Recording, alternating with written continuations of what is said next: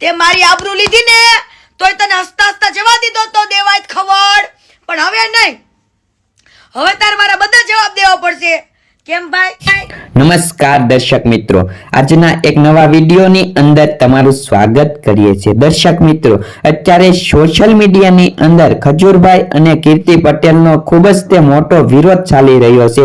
ત્યારે તેમાં દેવાયત ખવડનો એક કીર્તિ પટેલે નવો જ વિડીયો વાયરલ કર્યો છે. દર્શક મિત્રો, હમણાં તમને આખો વિડીયો બતાવું છું. તેમાં કીર્તિ પટેલ એમ કહી રહી છે, દેવાયત ખવડ તું ખજૂરભાઈ તરફ છો અને મારને કેમ તું સપોર્ટ નથી કરતો અને હવે હું તને માફી નહીં આપું, તેવું ઘણું બધું કીર્તિ પટેલ તે વિડીયોની અંદર કહી રહી છે.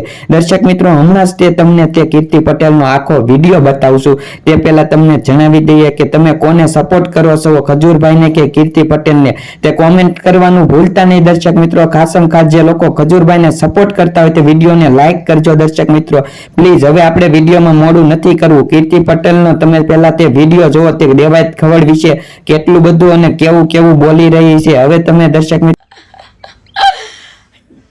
અત્યારે મોટા મોટા સ્ટેજ ઉપર ડાયરા પ્રોગ્રામમાં ઓહો એવા વખાણ કરશે, પણ એ વખાણ એના નથી, જામીન કરાવી દીધા ને એના વખાણ છે. પણ એ સાહિત્યકાર, હવે તારા સમાધાન તે મારી યાર કર્યું તું ને ઈ જીરો.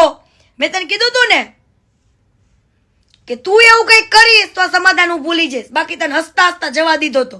તે મારી આબરૂ લીધી ને તોય તને હસતા હસતા જવા દીધો તો દેવાય ખવડ, પણ હવે નહીં.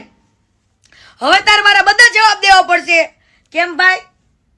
આ દુનિયા જોડે ખોટું થાય છે, આ માર્કેટ જોડે ખોટું થાય છે હે.